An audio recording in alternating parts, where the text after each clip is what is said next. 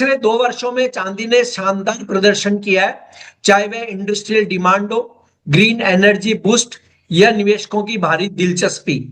लेकिन बड़ा सवाल यह है कि क्या 2026 में भी चांदी इसी रफ्तार से चमक पाएगी। वर्ष 2025 के ट्रेडिंग डेज अभी काफी कम बचे हैं और बाजार कंसोलिडेशन के दौर में है, और नजर 2026 की चाल पर है। 2026 के संभावित प्राइस टारगेट और ट्रेडर्स और इन्वेस्टर को रणनीति क्या रखनी चाहिए, इस पर बात करेंगे जेएम फाइनेंशियल सर्विसेज के commodity forex research vice president Pranav Mehar से। मैं हूं कमल शर्मा। प्रणव जी, आपका स्वागत है मोलतोल में। जी नमस्कार। जी नमस्कार। प्रणव जी, 2024 और 2025 की रैली में चांदी के लिए सबसे बड़ा ड्राइविंग फैक्टर कौन था? सबसे बड़ा जो ड्राइविंग फैक्टर आप देखोगे तो फिजिकल डिमांड तो पहले से ही थी मार्केट में। एक बूस्टर जो प्राइसेस को मिला था वो था कि ट्रम्प की जो ट्रेड टैरिफ्स की जो पॉलिसी थी उसके पीछे हमने गोल्ड में बहुत अच्छी रैली देखी, बट सिल्वर अंडर परफॉर्म कर रहा था। तो जो गोल्ड सिल्वर रेशियो था वो 104 103 104 की तरफ चला गया था। तो उसको कहीं ना कहीं वो लेवल अनसस्टेनेबल थे, वहां से करेक्शन आना था। उसके अलावा अगर आप देखोगे तो मेटल्स में, इंडस्ट्रियल मेटल्स में काफी अच्छी रैली चली है अप्रैल मंथ से। आप कॉपर ले लो, जिंक ले लो, आप एल्यूमिनियम ले लो, बहुत अच्छी रैली चली है। तो और क्योंकि सिल्वर का एक इंडस्ट्रियल यूसेज भी होता है, और इस दौरान हमने ईटीएफ में भी काफी अच्छी बाइंग देखी, क्योंकि गोल्ड ऑलरेडी रैली कर चुका था, सिल्वर के कंपैरिजन में काफी महंगा था। और एक ट्रेडर इन्वेस्टर्स को एक ऑल्टरनेटिव चाहिए था कि कहाँ पर वो कौन सी चीज सस्ती है जो जिसमें वो पैसा इन्वेस्ट कर सके, निवेश कर सके। तो उस दौरान सिल्वर एक ऐसी कमोडिटी थी जो कि काफी अंडर परफॉर्म करी थी। और ये एक बड़ा रीजन है कि हमने बहुत अच्छी खासी तेजी देखी है सिल्वर प्राइसेस में आते हुए। जी, तो क्या 2026 में भी वही ट्रिगर्स काम करेंगे या कोई नया बड़ा थीम सामने आ रहा है? अगर हम फिजिकल डिमांड की बात करें तो उसमें कोई चेंज नहीं रहेगा। सोलार है, जो फोटोवोल्टिक है, वहां से डिमांड अभी भी रहेगी। ये हो सकता है कि क्योंकि प्राइजेस आप ईयर ऑन ईयर कोई कमोडिटी के प्राइस अगर 65% बढ़ जाते हैं एक साल के अंदर, तो उसमें थोड़ा डिमांड डिस्ट्रक्शन हो सकता है, थोड़ा ऑल्टरनेटिव्स की बात चल सकती है। बट आज के तारीख में अभी भी ऐसा कोई माहौल नहीं आ रहा है। अगर इन्वे अगर हम जो प्राइस मोमेंटम की बात करते हैं, जो कि सिल्वर अंडर परफॉर्म किया था, वो अभी अब ऑलमोस्ट एट पार है। आप देखोगे गोल्ड विद गोल्ड है, विद मेटल्स है। जो अभी अब आगे जाते हुए जो भी मार्केट में मोमेंटम आएगा वो फंडामेंटल के बेसिस पे होगा। अगर मार्केट में अनसर्टनिटी कम हो जाती है, यानी कि जियोपॉलिटिकल टेंशन जो है वो कम हो जाते हैं, तो हमें गोल्ड में करेक्टिव मूव आ सकता है। आप एग्जांपल के तौर पे आप देख लीजिए, रशिया यूक्रेन का जो भी वॉर चल रहा है, यूक्रेन ने डिस्कस करके जो भी एक्सेप्ट किया है, वही टर्म्स अगर रशिया एक्सेप्ट कर लेता है तो ये जो रिस्क प्रीमियम जो प्राइसेस में है वो कम हो सकता है। तो गोल्ड प्राइसेस में करेक्टिव मूव आ सकता है। साथ ही साथ मेटल्स में भी थोड़ा बहुत करेक्शन देख सकते हैं, क्योंकि Russia is also one of the producers of metals like aluminium, copper. तो वहां पे भी सैंक्शंस लगे हैं। तो वो सैंक्शंस अगर हट जाते हैं तो मेटल सप्लाई, मार्केट में सप्लाई आनी स्टार्ट हो जाएगी, तो उस वजह से मेटल्स में भी करेक्शन आएगा। तो साथ साथ में सिल्वर प्राइसेस में आप एक करेक्टिव मूव देख सकते हैं, प्रोवाइडेड गोल्ड और सारे मेटल्स में करेक्शन आए। नहीं, और प्रणव जी, डॉलर इंडेक्स और बॉन्ड यील्ड सिल्वर की दिशा को कैसे प्रभावित कर सकते हैं? डॉलर इंडेक्स अभी तो जो मार्केट में माहौल है, अगर आप देखोगे तो बॉन्ड यील्ड्स भी चल रहे हैं, पॉजिटिव में है। डॉलर इंडेक्स भी पॉजिटिव में है, सिल्वर भी पॉजिटिव में है। तो अब जाके अगर आगे जाके अगर कुछ इनका कोरिलेशन जो उल्टा होना चाहिए, क्योंकि सिल्वर डॉलर टर्म्स में प्राइस्ड है, सिल्वर और डॉलर का, तो वो एक ही चीज है, यूएस इकोनॉमिक का परफॉर्मेंस कैसे रहता है।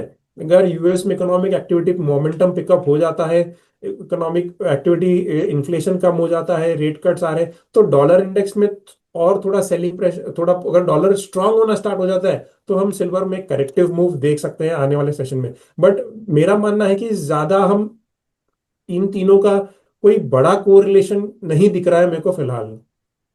जी, प्रणव जी, क्या आपको 2026 में चांदी के लिए सुपर साइकिल जैसा कोई संकेत दिखता है? नहीं, ऐसा तो हम कोई बड़ा सुपर साइकिल या तो और सिल्वर 50-60% का रिटर्न 2026 में भी दे, ऐसा तो हम एक्सपेक्ट नहीं कर सकते। हाँ, मोमेंटम अभी भी तेज लग रहा है। 12-15% का रिटर्न मिल सकता है आने वाले साल में सिल्वर में। जी। प्राइस वाइज क्या आप कहेंगे सिल्वर के लिए अगले साल 2026 के लिए? प्राइस वाइज, टारगेट्स वाइज अगर हम देखें तो सिल्वर मोटा मोटी एक फिलहाल तो एक कंसोलिडेशन रेंज में है।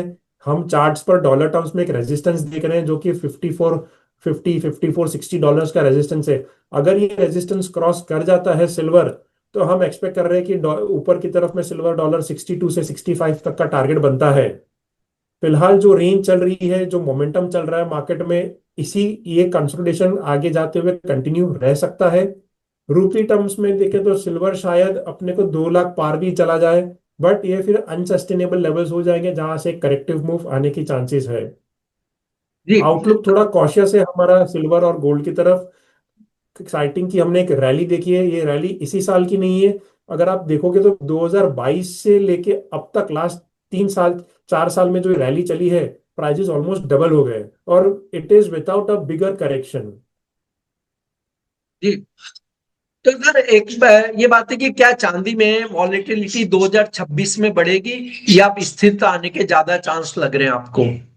सिल्वर हमेशा से वोलाटाइल रहा है। ये वोलाट सिल्वर में स्थिरता की अगर हम बात करें तो गोल्ड काफी स्थिर रहता है सिल्वर के कंपैरिजन में, but silver is always a volatile commodity. इसमें हम प्राइस स्विंग्स देखते हैं, ऊपर की तरफ नीचे की तरफ। आज भी अगर आप देखोगे लास्ट 2 से 3 हफ्तों में हैवी प्राइस स्विंग्स चल रहे हैं, तो ये वोलाटिलिटी रहनी है सिल्वर प्राइसेस में। It is known for this volatility.